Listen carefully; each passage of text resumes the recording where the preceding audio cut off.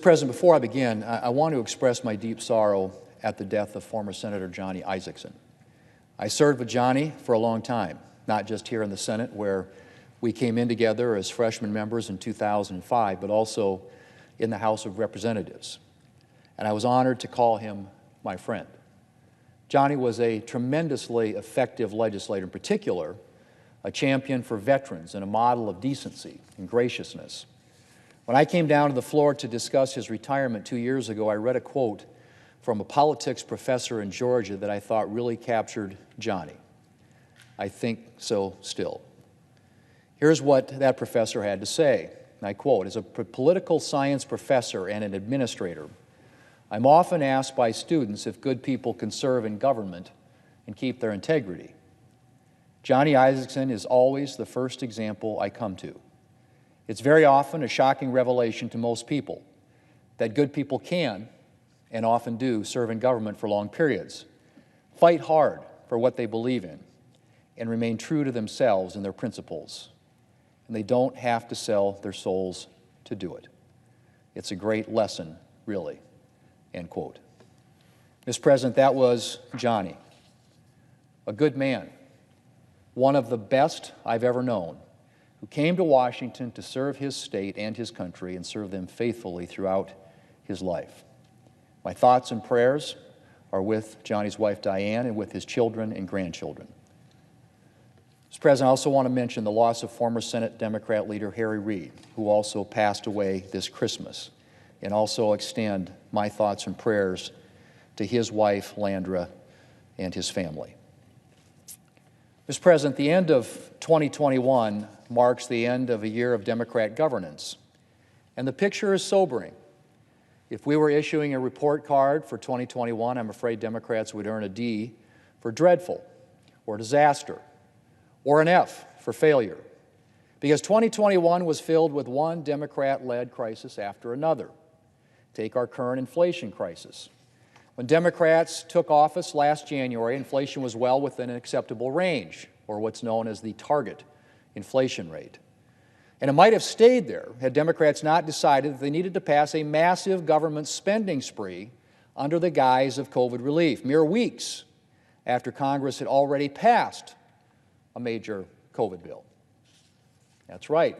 In December of 2020, Congress passed its fifth bipartisan COVID relief bill, a nearly $1 trillion piece of legislation that met essentially all current pressing COVID needs. But the ink was barely dry on the page before Democrats decided that they needed to take advantage of the COVID situation to pass another bill. This time, a hyper-partisan $1.9 trillion piece of legislation packed with unnecessary government spending and payoffs to Democrat interest groups. And that unnecessary government spending, of course, had serious consequences. Mr. President, the definition of inflation is too many dollars chasing too few goods and services. And that's exactly the situation Democrats created. They sent too many federal dollars into the economy, and the economy overheated as a result. Since Democrats passed their so-called American Rescue Plan, inflation has gone up and up again. In November, inflation hit its highest level in nearly 40 years. 40 years. And American families are dealing with the consequences.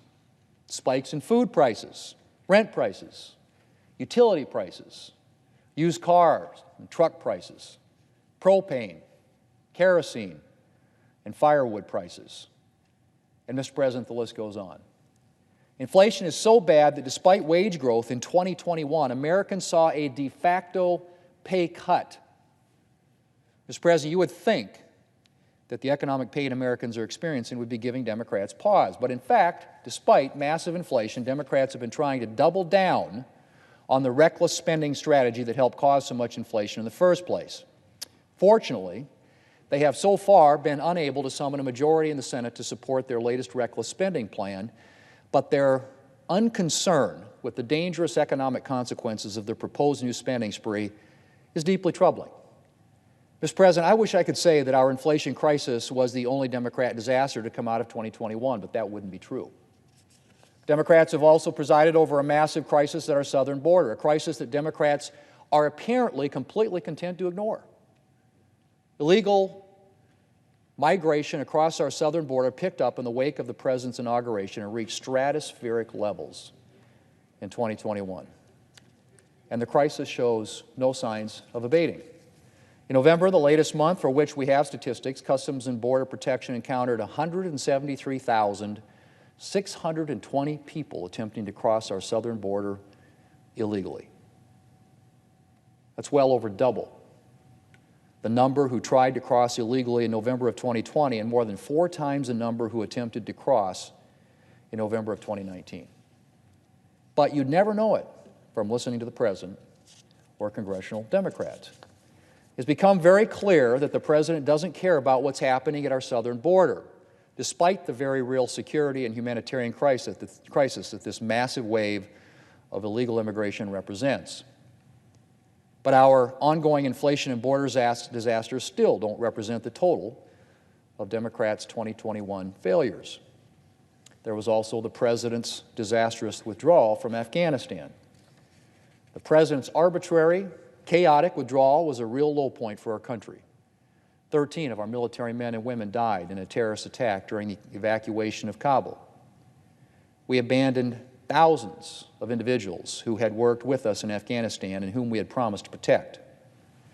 They are bracing for life under the brutal control of the Taliban if they haven't been forced into hiding or met an even more grim fate.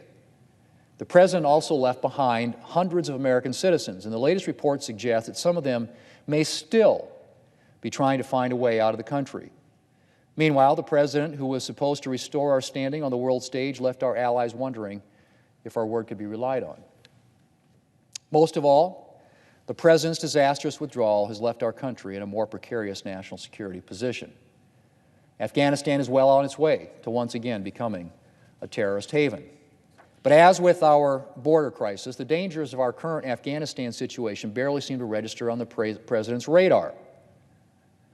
Mr. President, I could go on. I could talk about how the President who promised to be a president for all Americans has instead been a president for the far left wing of the Democrat Party. I could talk about how congressional Democrats, despite holding a razor-thin majority in Congress, have governed in a relentlessly partisan and extreme manner, attempting to force through far-left legislation, including a federal takeover of election law and perhaps the most radical abortion legislation ever considered in Congress. Or I could talk about how Democrats are even now plotting to overturn a decades-old Senate rule in an attempt to force their partisan priorities through the Senate. But I'll stop this discussion here. Thanks to Democrats' disasters, 2021 was a very rough year for the country. And I would love to think that Democrat governance in 2022 would be better. The Democrats would get serious about inflation, abandon their plans for another reckless spending spree, address our border crisis, and commit to bipartisanship. But given the way things have been going, I'm not getting my hopes up. Mr. President, before I close, I want to take a moment to comment on the situation in Ukraine. Tensions remain dangerously high as Russia has amassed a reported 100,000 troops on Ukraine's border. This, of course, is just the latest aggressive move by Russia, which already illegally annexed Crimea in 2014 and has been supporting separatist forces in the Donbass region of eastern Ukraine. It may have been overlooked during the busy holiday season, but I'd like to note for the record a bipartisan, bicameral virtual meeting that occurred on the morning of Christmas Eve with Ukrainian President Zelensky. I participated in this meeting, which enabled us to discuss the current security situation directly with President Zelensky. We discussed the importance of the more than $2.5 billion in security assistance the U.S. has provided since 2014, including $300 million in the latest National Defense Authorization Act. But given the urgency of the situation, the Biden administration must consider additional emergency assistance at this critical time. And security assistance must also be backed by strong sanctions to deter any further Russian advances. Unfortunately, President Biden has already given Russia a pass on one of Vladimir Putin's top priorities, the Nord Stream 2 pipeline. I've spoken before about the European security risk and economic harm to Ukraine that will be caused by Nord Stream 2. Yet President Biden has not enforced sanctions related to the pipeline, mandatory sanctions, I might add, that are required by law. Per an agreement made prior to the Christmas break, the Senate will soon have a vote on these sanctions. And the message to Russia and President Putin must be clear. Don't interfere with the aspirations of Ukraine, and let Ukraine determine its future by the will of its people. This is not a case of the U.S. and NATO looking to push east. This is a former Soviet state seeking to cast off Russia's grip, assert its sovereignty, and of its own accord align itself with the ideals of freedom and embrace peace and prosperity as a free and independent nation. The U.S. should stand with Ukraine and against Russia's aggression. Mr. President, I yield the floor.